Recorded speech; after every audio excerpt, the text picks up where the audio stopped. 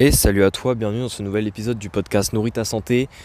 La semaine dernière, on avait parlé dans l'épisode, je t'avais parlé de un petit peu dédramatiser par rapport au poids que tu pouvais potentiellement prendre après les fêtes de fin d'année.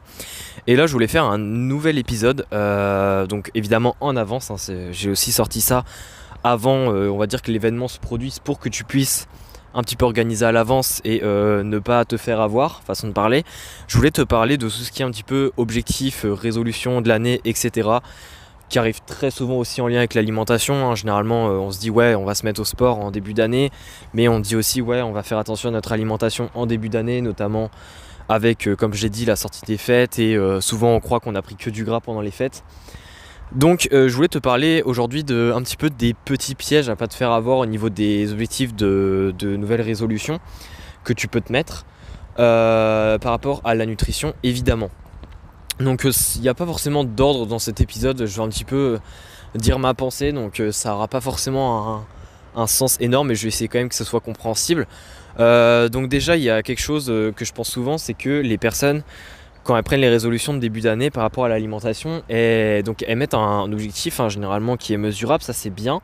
Bon déjà la première chose c'est de ne pas se dire oui je vais maigrir, évidemment mais ça c'est une astuce basique donc je vais pas appuyer dessus, mais c'est déjà que ce soit mesurable, c'est-à-dire on veut perdre du poids, ok, mais tu veux perdre combien? Est-ce que tu veux perdre 5? Est-ce que tu veux perdre 10? Est-ce que tu veux perdre 20?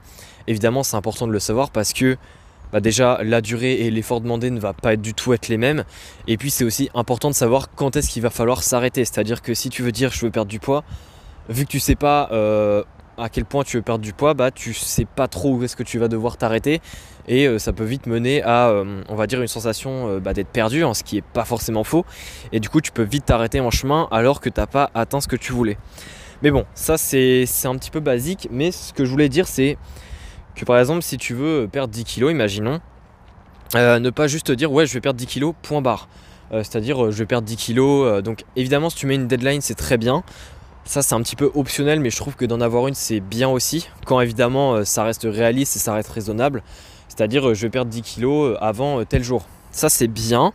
Le problème c'est que 10 kilos, bon évidemment il ne faut pas s'attendre à perdre 10 kilos en un mois. Ça va demander plusieurs mois.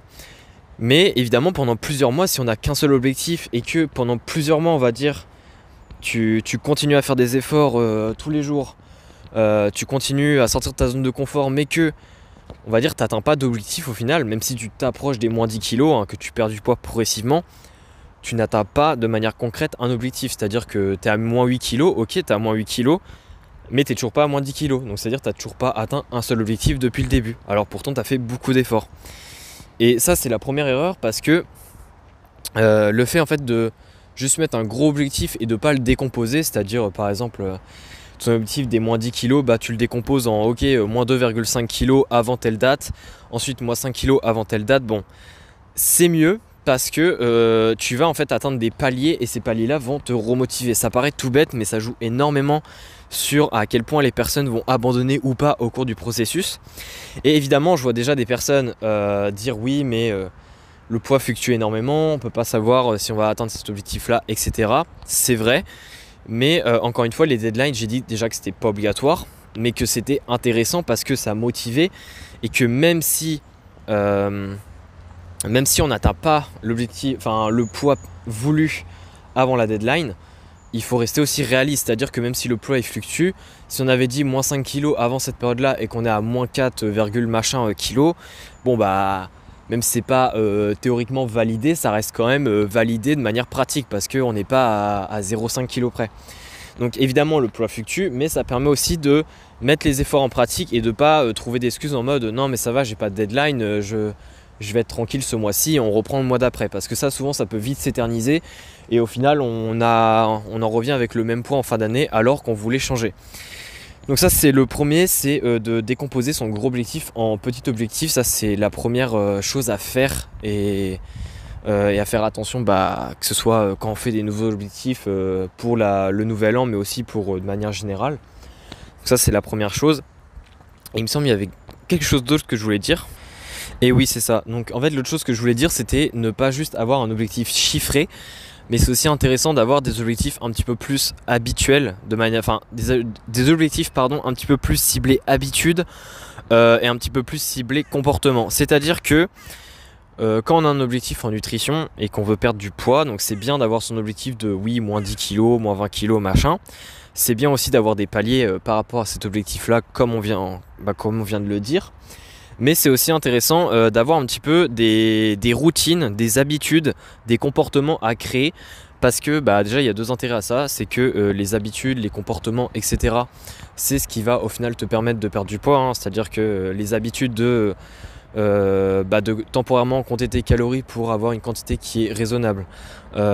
Tes habitudes aussi de manger plus lentement pour justement avoir une quantité de nourriture ingérée plus contrôlée, etc. va faire que ça va t'aider à perdre du poids et du coup à atteindre ton objectif chiffré.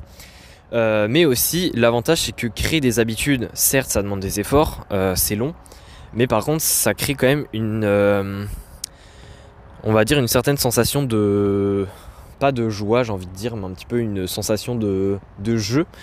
Et en fait quand on crée nos routines un petit peu, c'est un petit peu challengeant et c'est ça aussi qui fait que ça va nous occuper on va dire pendant ce gros challenge, pendant ce gros effort qui consiste à évidemment atteindre notre objectif chiffré.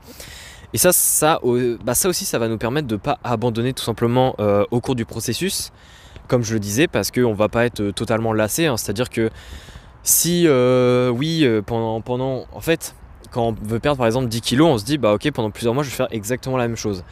Le fait de savoir qu'il y a des habitudes à mettre en place va faire que bien sûr on va mettre pas toutes les habitudes en même temps en place, donc on va faire progressivement. Et ça va faire un petit peu un parcours, c'est-à-dire qu'il y aura, on va dire, le niveau 1 avec la première habitude à mettre en place. Une fois qu'on va commencer à voir qu'elle se met en place par différents moyens, ça peut être des outils, ça peut être par réflexion personnelle, etc. Et bien on va mettre la deuxième en place, etc. Donc ça fait un peu des niveaux, ça fait un petit peu une progression en fait, hein, comme dans un jeu. Et ça c'est quelque chose qui est plaisant en quelque sorte, même si c'est dur à faire. Et du coup ça permet de pas qu'on s'ennuie pendant le processus et qu'on continue à aller de l'avant, à perdre du poids et du coup à s'approcher de notre objectif final.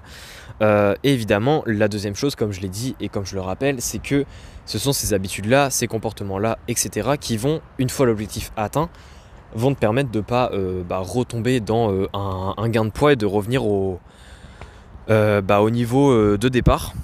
C'est-à-dire par exemple à reprendre 10 kg si tu en avais perdu 10, et c'est ça qui va te permettre à très long terme de garder une bonne santé sans te casser la tête et sans continuer à compter les calories par exemple. Donc voilà un petit peu pour ce que je voulais dire dans cet épisode. Peut-être que j'ai d'autres choses à dire, mais si vraiment j'ai d'autres choses à dire que ça me vient en tête, je ferai une deuxième partie de cet épisode, mais je pense que c'est plutôt bon. Avec ça au moins tu peux mettre en place des objectifs de nouvelle année, etc. comme il faut, de façon à pouvoir bien commencer l'année ou même à pouvoir bien mettre tes objectifs si ce ne sont pas des objectifs de début d'année. Et on se dit à la prochaine. N'hésite pas à cliquer sur le lien dans la description du podcast pour aller sur l'outil vidéo que je propose qui pourrait vachement t'aider pour la mise en place de tes objectifs et aussi leur réalisation. Et on se dit à la prochaine. Ciao.